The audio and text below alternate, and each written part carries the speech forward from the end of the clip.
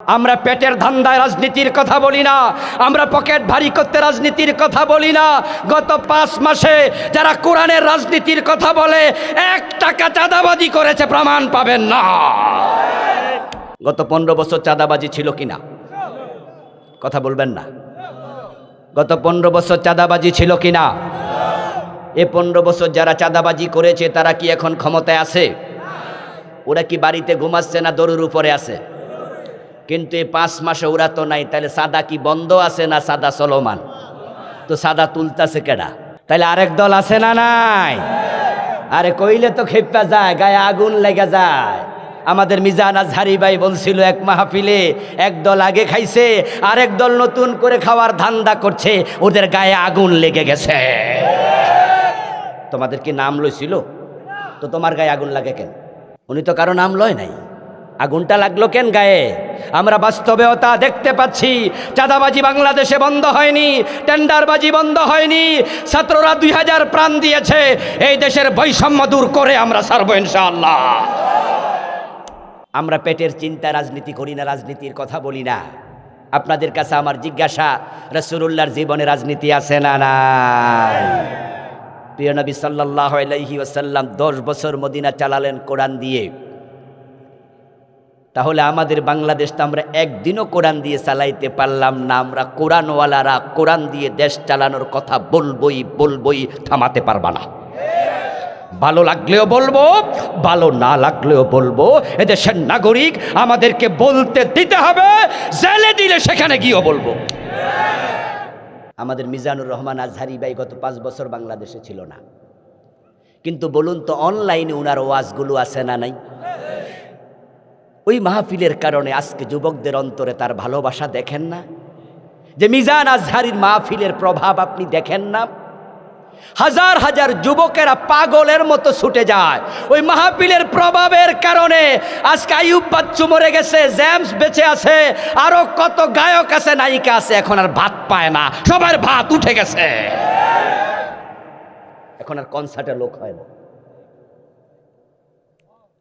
আজ থেকে 20 বছর পিছনে যান। 20-30 বছর আগে আমরা যখন ছাত্র ছিলাম, 30-35 বছর আগে আমরা দেখতাম যে গ্রামে গ্রামে সরকারি হইতো, 2 ফাট হইতো, মহিলা আসতো, পুরুষ আসতো, মাইক হাতে নিয়া এই দল আরেক দল, 2 দল পালা গান, জারি গান, সারি গান এগুলো কইতো। এই মিয়া বলো তো দেখি আলিফ সোজা কেন? প্রশ্ন করতেছে মহিলা গায়ক। এখন পুরুষ গায়ক উত্তর দিচ্ছে এবার মাইক হাতে নিয়ে, আচ্ছা এই কারণে আলিফ সোজা, তুমি বলো তো বা বাঁকা কেন? আর শ্রোতারা তো বলতো, দেখছুনি কত বড় বড় আলেম আমাদের সামনে আইছে, আলিফ সোজা কেন বা বাঁকা কেন? কত গান হতো, জারি গান, সারি গান। আপনাদের কাছে জবাব চাইবে, এখন কি সেগুলো আছে? আলহামদুলিল্লাহ, এই মাহফিলের ধাক্কাতে সেগুলো উপড়ে গেছে। 2023 সন জানুয়ারির প্রথম দিন গত সরকার বই মেলা করলো, বই উৎসব করলো, ছাত্রদের হাতে বই দিল। কলেজে, আপনার হাই স্কুলে 1 থেকে ক্লাস 10 পর্যন্ত বই বিতরণ হলো। আমরা বই পাওয়ার পর দেখি সিলেবাসে তারা কুফরি ঢুকাইয়া দিছে। ক্লাস 6-এর বইতে বিবর্তনবাদ ঢুকাইছে। তারা রাউন্ড করে ছবি দিছে, মানুষ মানুষ মানুষ মানুষ, একবার উপরে দিছে বান্দর। তারা সেখানে বুঝাইছে যে মানুষ একসময় কি ছিল। আপনারা কি শোনেন নাই? এই থিওরি দিয়েছে ডারউইন নামে একজন নাস্তিক, আল্লামা সাইদি রহমতুল্লাহ আলাই। তিনি বলেছেন এ বিষয়ে কত কথা।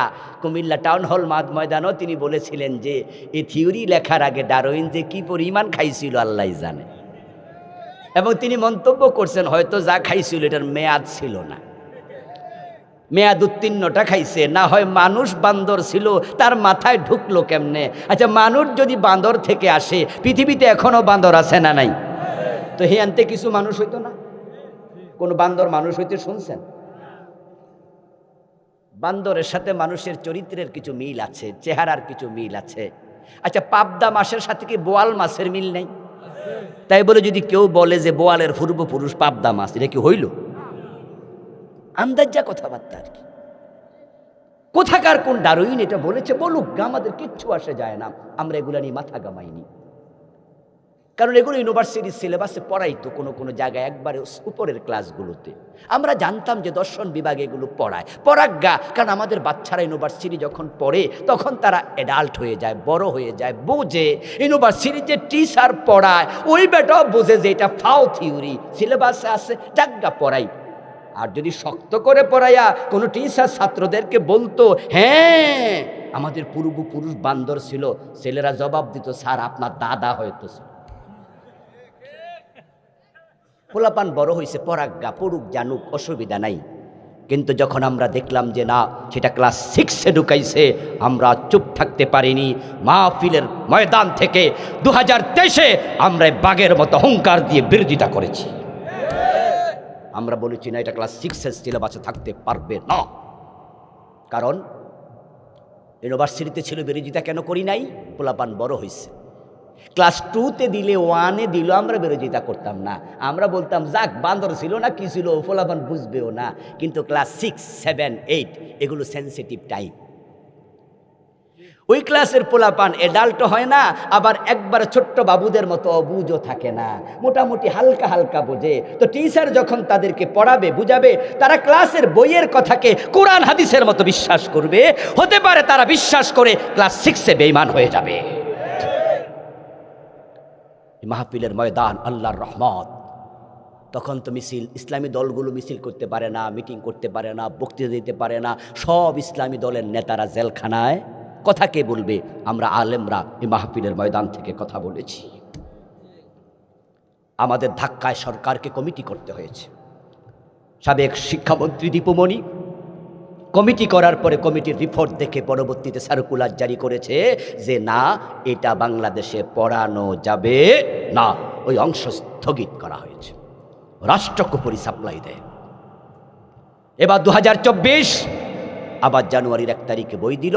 সে বইতে দেখি তারা ক্লাস 6-এ, ক্লাস 7-এ নতুন করে আরেক কুফর সাপ্লাই দিছে।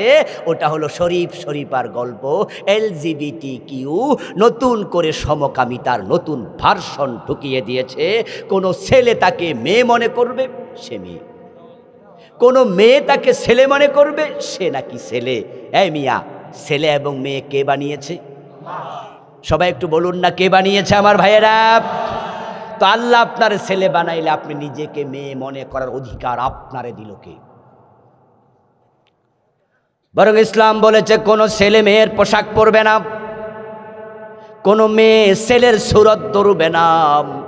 বরং রাসূল বলছে যে মেয়ে ছেলের বেশ ধরে, যেই ছেলে মেয়ের বেশ ধরে, তাদের উপর আল্লাহর লানত, আল্লাহর লানত।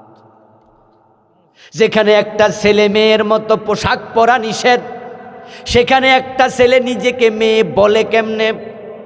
যদি সমাজে কালচারটা চালু করা যায়, তাহলে আল্লাহর দেয়া সিস্টেমটা ভেঙ্গে চুরে তছনছ হয়ে যাবে। এটা সিলেবাসে ঢুকাইছে। আমাদের সিলেবাসের মাঝে শিরকি স্লোগান ঢুকাইছে। ধর্ম যার যার, উৎসব সবার। এই শিরকি স্লোগানটা সিলেবাসে আছে না নাই? প্রাইমারি সিলেবাসে খোঁজেন, এখনো পাবেন। আল্লাহর সিলেবাস, আল্লাহর কোরআনে হলো লাকুম দীনুকুম ওয়ালিয়া দীন। তোমার ধর্ম তোমার, আমার ধর্ম আমার। এটা হলো আল্লাহর শেখানো স্লোগান। ধর্ম যার, উৎসব শুধুই তার। কিন্তু হিন্দুদের সাথে ভালোবাসা রাইখা তাদের ভোট পাওয়ার জন্য তাদের দুর্গা পূজার সময় স্লোগান বাংলাদেশে প্রমোট করেছে। বড় মুনাফিকি করেছে রে আমাদের সাথে। 15টা বছর বড় মুনাফিকি করেছে। 500-র মতো মডেল মসজিদ বানায়াম বাংলাদেশের লোকদের বুঝাইছে তারা ইসলামের পক্ষ শক্তি। আবার মুসলমানের বইতে, মাদ্রাসার বইতে দোতরা ঢুকাইছে, তবলা ঢুকাইছে। মাদ্রাসার ক্লাস 6-7-এর বইয়ের মাঝে হাফ প্যানওয়ালা মাইয়ার ছবি ঢুকাইছে। মাদ্রাসার বইতে মন্দিরের ছবিও ঢুকাইছে। দাদা বাবুদেরকে বুঝাইছে তোমাদের মন্দির মাদ্রাসায় ঢুকাইছি, তোমরা আমাদের সাপোর্ট করো। আর 500 মডেল মসজিদ বানায় আমাদের বুঝায় আমরা মসজিদ বানাইছি, তোমরাও সাপোর্ট করো। দুই দিক থেকে সুবিধা নিতে চাইছে।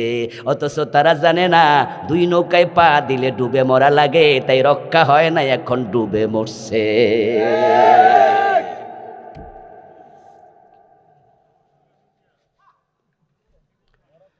কত কুফরি আমাদের দেশে, তার হিসাব নাই।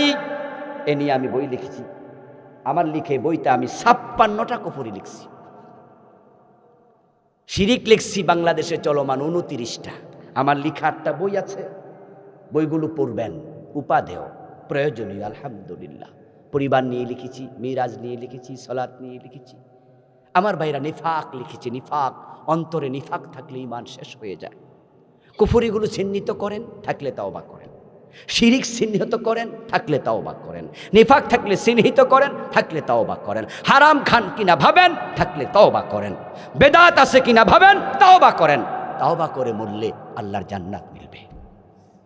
আল্লাহ তাআলা আমাদের সকলকে ঈমান আমল নিয়ে দুনিয়ায় বেঁচে থেকে কালেমা পড়তে পড়তে মরার জন্য কবুল করুন। সবাই বলেন আমিন।